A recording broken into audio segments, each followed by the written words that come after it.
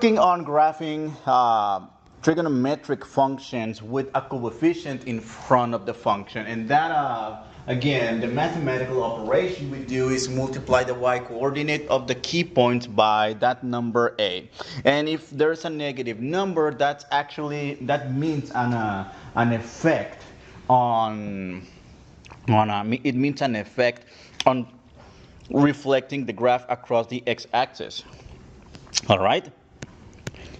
So, oh yes, we were doing one example. I thought we did both of them. So let's do the second one. So number one, let's identify the amplitude. Well, hold on, we haven't talked about amplitude and period yet, but we will soon. So from here, a equals 1/2, but the fact that it's negative, that means we will reflect this graph about the x-axis. All right. So let's draw a Cartesian plane. I'm going to do another Cartesian plane between -1 and 1. And in this case, what do we have? We have the cosine function whose shape is the following. All right, so that's pi over 2. This point is pi over 2. This point is pi, 3 pi over 2, and 2 pi. All right? So from here, how about, well, let's start again with the key points, the same key points as before. Well, not the same ones because this is the cosine function. So we're going to use the key points 0, 1, 0, 1, and pi over 2, 0, and pi, -1, 3 pi over 2, 0, and 2 pi, 1.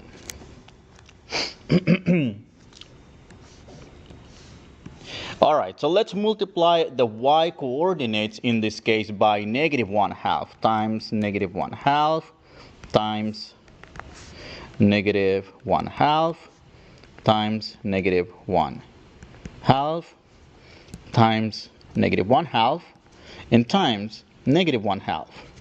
All right. So the x's remain the same,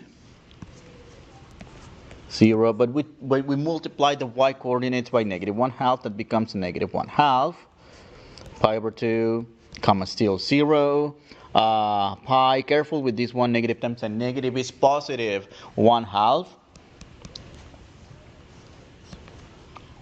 and that's 3 pi over 2, comma, 0, 2 pi, -1/2. All right, so those are the key points that we will plot. And well, notice in this case the maximum value is no longer +1 and minimum value -1. Actually, as we can tell from the y coordinates of the new points that we transformed by multiplying the y values by -1/2, actually it's going to be -1/2. So I'm going to rescale the graph here to go between -1/2 and 1/2, and then, well, that's 0, 0, -1/2. I'm gonna go like this. That's 1 point. Pi over 2, 0, pi 1/2, 3 pi over 2 also 0, and 2 pi -1/2. So it's gonna look like this. All right, it's upside down, the graph is upside down, and on top of that it's smashed or compressed by a factor of 1/2, right? So there's a couple of transformations going on at the same time. All right, how about we see this in the graphing calculator, because, well, I mean, me drawing graphs, well, I'm not the best artist in the world, so even though graphing in 2D it shouldn't be a big deal. It's a big deal when we graph in 3D, which is that's another class I'm teaching, right? The Calc 3, and we just use Desmos in 3D to have a better visual over there. So what do we have? Cosine x close parentheses, and negative 1/2 cosine x. Let's close parentheses. Let me graph them. And here you can see the same graphs we did by hand. We can see the minimum value. Okay, let me go. Let me change the window actually and fix the y values between. How about -2 and 2? And I'm going to do scales of 1/2. So we can see. So we can see the period, the maximum values of 1, minimum value of -1, and then for the smash graph or the transform graph, we go from between -1/2 to +1/2, all right? So, and well, of course, the scales here are pi/2, pi, 3pi/2, and 2pi. Again, I have them here between 0 and 2pi with scales of pi/2, all right? So let's see. Let's go back to the notes and look at another transformation. Well, here we are going to combine a couple of transformations at the same time. Number one, the coefficient in front of the function and the coefficient of the variable x. Well, that variable x, that coefficient on the variable x, it's going to well, back when we described the transformations of functions in general, well, a multiplication in x, it's actually a horizontal, or it's a horizontal either compression or stretching. Well, when we multiply a number, we actually divide the x coordinates by x. I mean by the number we multiply by b in this case. And it's actually the reverse of doing the y transformations. And well, let's compare these two graphs right here. Okay, so we have in dash form, we have the dashed version of one period of the sine function. Well, it's described here, y equals sine x, and there's a period up to pi, as we have talked before many times how every time we go 2 pi units from a given angle, we get back to the same point. So in other words, this completes one cycle, and then we can keep going. 4 pi completes another cycle, 6 pi, another cycle, and also in the negative direction, -2 pi, -4 pi, -6 pi, etc. Okay, now check this out. What happens when we have a coefficient multiplying x? Well, check this out, since every time we multiply the x by a coefficient, we do the opposite, which is divide the x values by whatever number. Check how in this case the period is no longer 2 pi, but it's actually pi. And in fact, the effect is the following. Check this out. In the same amount of time the regular sine function completes one cycle, the sine of 2 pi, or rather 2x, completes 2 cycles, right? So it's a horizontal compression by a factor of 2. So you will see the graph repeated, or 2 instances or 2 clones of the same graph within of the transform function within the same window of the regular graph. And well, doing the reverse, how about, okay, let's see the original y sine function, y equals sine function, which is in this case, check this out. I'm going to highlight only one period. I know the dashed line is showing us 2 periods of this regular sine function, but the thing here is that this one sine of 1/2 x doubles its period to 4 pi as opposed to dividing it by 2 like in the previous example. Well, this means the following. This means, let me use a different color here. Whoops, nope.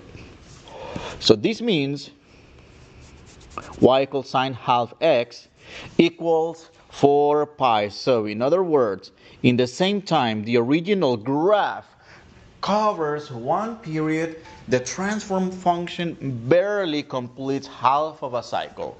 And can you see a correlation here? How about, check this out. How about this number here? Let me use maybe, yeah, yellow. How about these two right here? No, I need another color, blue. How about these two right here? No.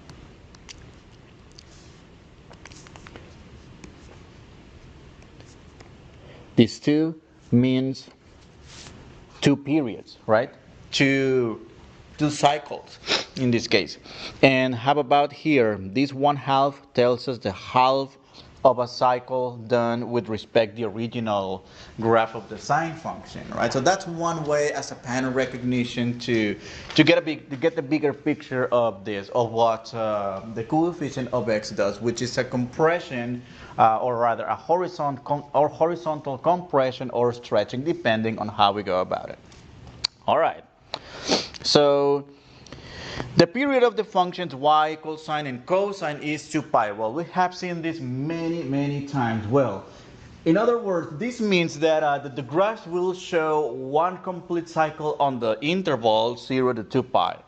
So to determine the compared period or the compared interval for one complete cycle for a transform function, the transform functions are represented by sine bx and cosine bx. Well, so this is what we can do, because check this out. For the original sine function, y equals sine x or cosine x, we have x varying between 0 and 2 pi, all right? Because that's the interval where the graph completes one cycle before repeating the graph of itself, right? Now, if instead we consider, oh, check this out. Let me highlight this first. If in this case, compare x with this x, how about for the transform functions, consider solving for bx. So this is what we're going to do. In this case, we will solve this inequality for x. Recall that for compound inequalities like this one, this is a compound inequality. It's an inequality that contains three sides or more, depending on how we work them. Divide the three sides by b, and 0 over b, which is 0 less than or equal x less than or equal to 2 pi over b. And you might have seen this expression before. This guy right here, it's what we call the period. The period. And well, of course, this formula is described before. So, but where did that formula come from? Well, from considering the domain, or rather, the interval where a trigonometric function like sine and cosine completes one cycle in this case, and that's by just setting up this inequality. All right, definition for y equals a sine x and y equals a cosine x. I believe there's a little typo here. Let me double. Oh no, that's true. That's true. Yeah, that's fine. The amplitude, it's just going to be the absolute value of the number multiplying the cosine, or the sine function, and what else? Let me check that real quick. And for another function, such as oh yeah, there's a little typo here. This should have been. I wanted to verify this. Because no wonder where is this b come from? That should be a cosine bx and a sine bx. All right. I mean, yes, bx. So in this case, well, to get the period, that is the value at which the graph will complete one cycle, is given by 2 pi over b.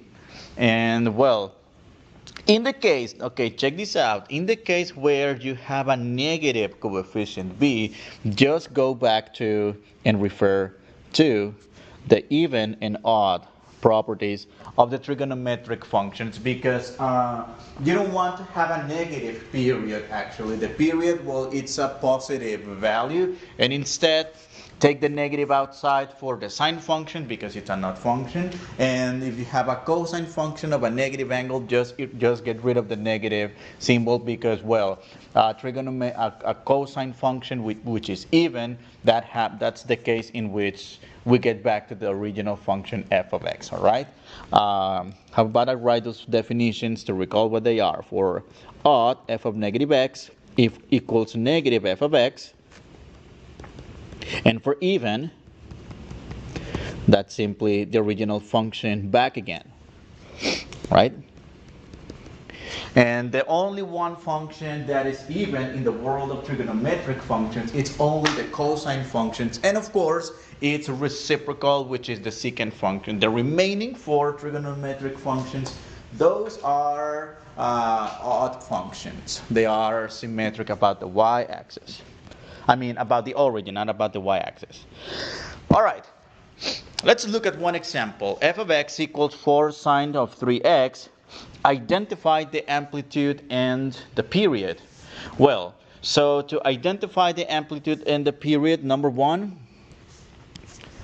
the amplitude, which is absolute value of a, in this case the absolute value of 4, the amplitude will be 4. That means that the graph of this, what is this, a sine function, will have a vertical stretch by a factor of 4. That is, instead of going between -1 and 1 for the range of the original function, we're now going to go between -4 and 4.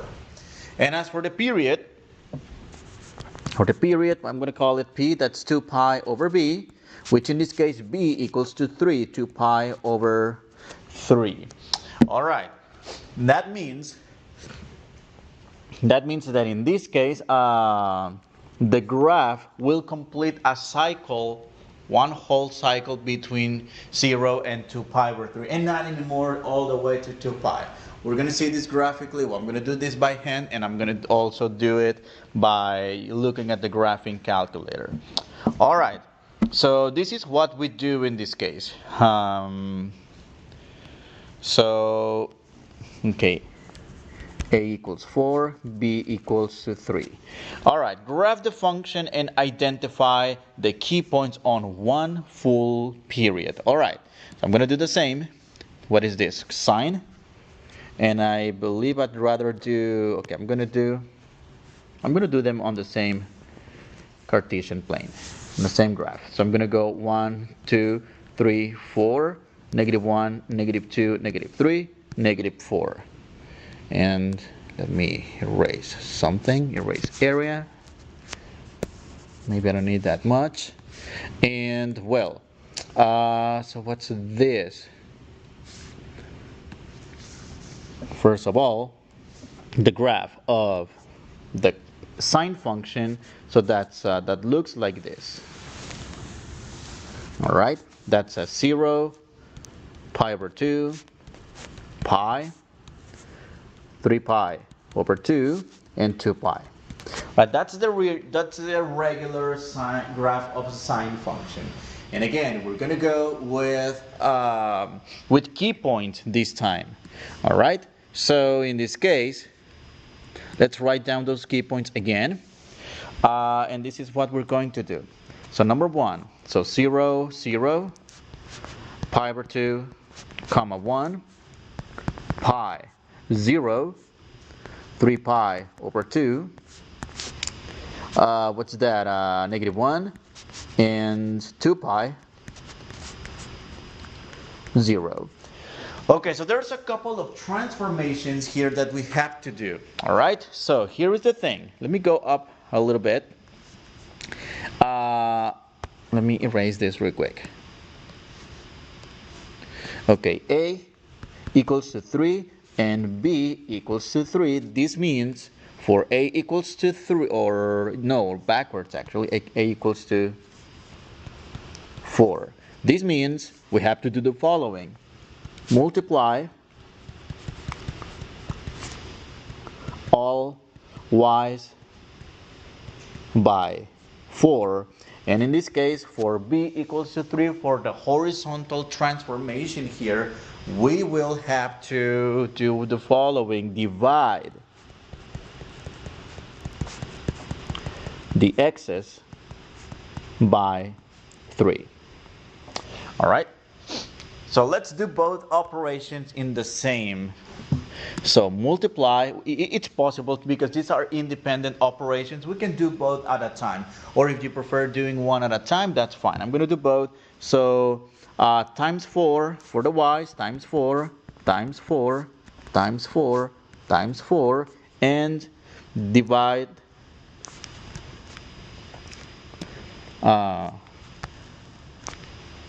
that's actually divide by 3, divide by 3, divide by 3, divide by 3, divide by 3. All right, let's get the new coordinates to plot. Number 1, 0 divided by 3, that's still 0. 0 times 4, it's also 0. Okay, pi over 2 divided by 3. Be careful because dividing by 3, isn't that the same as multiplying by a third? So pi over 2 times 3, isn't that pi over 6? Do we agree with this? That's because, okay, let me show you how did I get this part. Pi over 2 divided by 3. All right, using the KFC rule, keep the first fraction, flip the second fraction, and change the division into multiplication. Multiply across. Pi times 1 is pi, 2 times 3 is 6. Right? That's how I got this multiplication. And that 1 times 4 equals to 4. Pi divided by 3, well, that's pi over 3. 0 times 4, that's 0. And 3 pi over 2 times pi over 2, that's, I'm afraid, just pi over 2, right? The 3's get canceled. And pi over 2. And negative 1 times 4, that's negative 4. And 2 pi divided by 3, that's simply 2 pi over 3. Now 0 times 4 is going to be 0. Now check this out. I'm going to have some issues here with my scaling because notice my key points are only multiples of pi over 2 for the regular trigonometric function without any transformations here.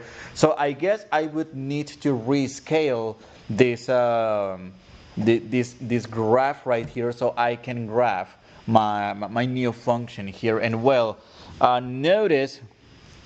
Notice actually we have one of the key points here. Okay, 0, 0. Let me graph the 0, 0. 0, 0. And we also have pi over 2. And in this case is negative 4, right? That means pi over 6 will go to 4. Or actually, yes, somewhere here. And then pi over 3, which I believe it's going to be somewhere here. And then 2 pi over 3, which is somewhere here. So it's going to look like this. And that's only one graph. That's actually 1/3. Okay, so the transform function does one whole cycle in the same amount, and the original does barely 1/3 of a cycle, right? That's what the coefficient 3 means in this case. All right. Can we see this graphically? Of course, let's go ahead and see it with, this is graphically, of course, by hand, but again, it's a little weird, it's a little complicated sometimes to get the scalings right and get to draw this graph correctly. So I'm going to go to the graphing calculator. Let me change the window between -5 and 5. And my y scales are going to be 1, okay? And I'm going to go between, okay, let me keep the 0 to 2 pi with increments of pi over 2 for each, all right? Multiples of pi over 2. Let me type the functions. Number 1, it's sine x, and this will be, delete, that's 4.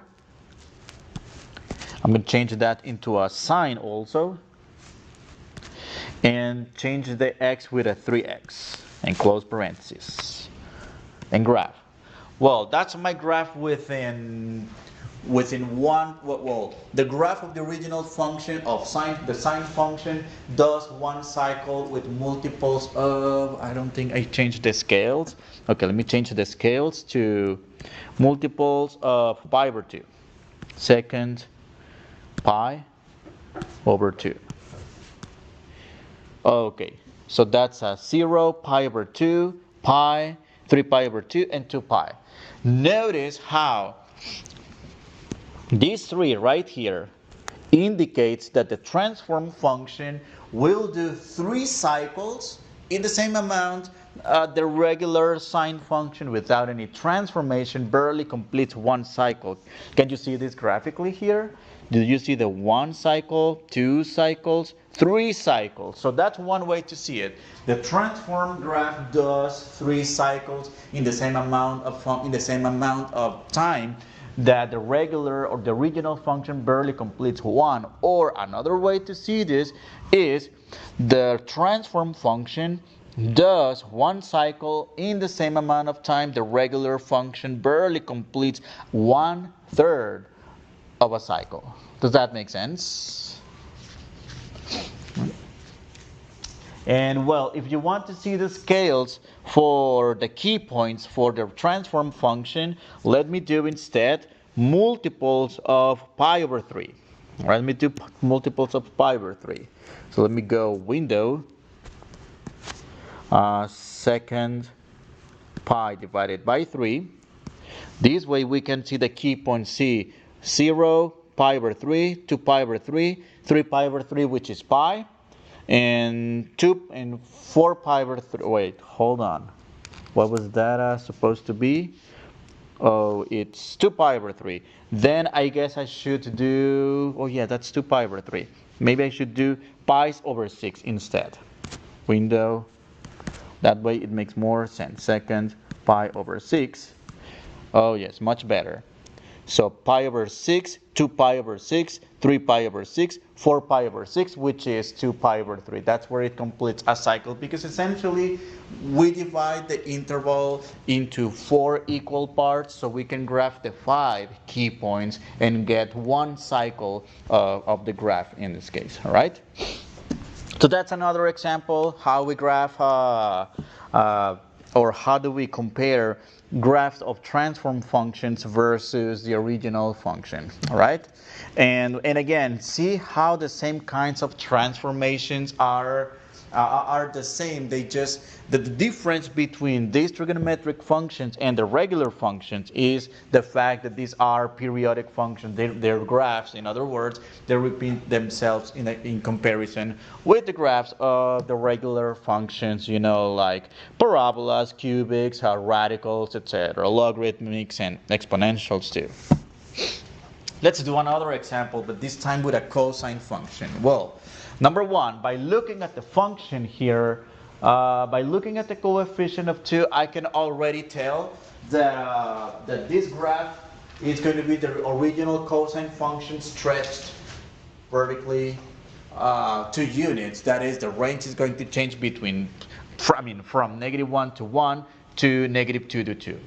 The number 4 tells me that this graph is going to complete 4 cycles in the same amount of time that the original function completes. Barely 1 cycle. How about we do that in the graphing calculator this time instead of doing it by hand? So that's cosine of x, and that's what's that again? Did I skip anything? Yes, 2.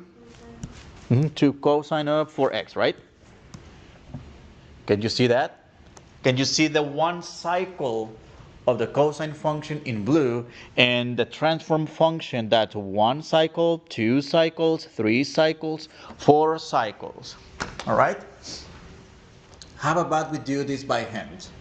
Because this time I would like to see the same thing, of course, by hand. Well, again, one way to see this is that the transform graph does 4 cycles in the same amount. The original function does barely 1 cycle. But another way to see this is, check this out. Let me go in this case to pi over 2, because that'll be the period here. Let me go to 1 period. One window second all the way to the max second pi over 2. Did you see we see only one period of the transform function at the same time barely the original function completes 1/4 of a cycle? Well, let's see why is this. Well, amplitude. Absolute value of A equals to absolute value of 2, which is 2. And well, the reason why I use these absolute values is because if we have a negative coefficient, well, make sure the amplitude is an actual module, it's an actual value, right? And period, 2 pi over the quantity B, that is 2 pi over 4, which reduces to pi over 2. That means that this transform function completes one cycle at pi over 2. Didn't we see that graphically here? Right? That's 0, pi over 8, pi over 4, 3 pi over 8, and 3 pi over 8 and pi over 2. Right? So that's how. And let's see. Let's do this by hand. Let's get the key points by hand. And again, this A equals to 2 and B equals to 4. This is to multiply y by 2 and divide x by 4. That's what we're going to do with that's what we're going to do on the key points right here. All right. So let's see. The key points for the cosine function. Well, let me draw the graph just so it doesn't look like I just got this point out of nowhere. And that's we need to go all the way to 2. I'm going to do 1 and 2, 1 and 2, and that's that looks like this. And well, that means that's 0, pi over 2, pi, 3 pi over 2, and 2 pi. All right. So those are the 4 key points. Let me draw these. Let me write down those key points again. 0, 0, pi over 2. Oh, hold on. 0, 1. 0, 1. Pi over 2, 0. Pi negative 1. And 3 pi over 2, 0, and 2 pi 1. All right. Now let's see. Let's do the transformation the transformations of the points in accordance to what we got from the coefficient of A, the coefficient A and the coefficient B, which is in this case multiply y by 2 and divide x by 4 respectively. All right. Let's go ahead and do that. So multiply the y's by 2 times 2 times 2 times 2 times 2. And that's divide by 4, divide by 4, divide by 4, and divide by 4, divide by 4. All right. Let's see. So we get the following points. That's still 0, comma 2. That's careful.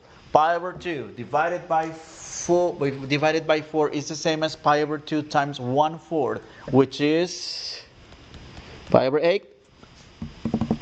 And 0 times 2, that's a 0. Pi divided by 4 is pi over 4. That's halfway through. And that's a negative 1 times 2, that's a negative 2. And last but not least, oh no, two more. That's 3 pi over 8 times 0, and 2 pi over 4, isn't that pi over 2? which is actually the period, right? The last point we get for the x has to be the same as well, in some cases, as for the period. When we shift them right or left, that's going to change. So let me take that back, all right?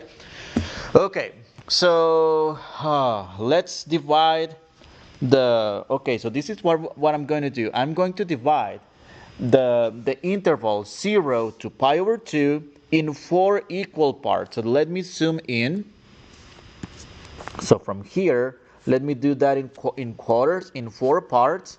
So that's going to be the pi over 8. What's the next one? Pi over 4. That's the 3 pi over 8, and that's pi over 2. Now the graph is going to look like this. It's going to look like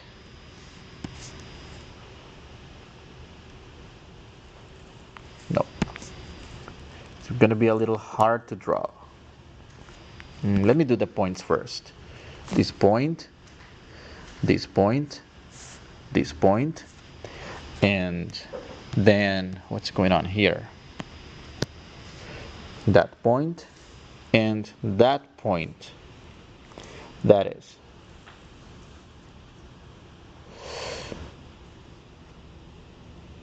It looks like this.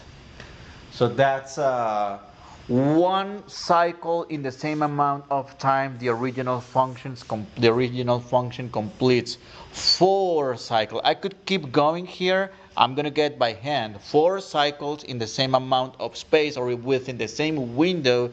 The cosine function completes 4 of them. Well, actually, didn't we see that in the graphing calculator?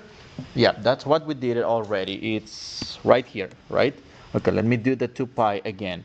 So do you see the shape right here? Barely when the graph, or the original graph, goes to the first x-intercept.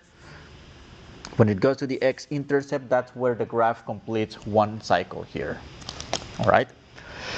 And well, what's next over here? Let's see. Okay, well,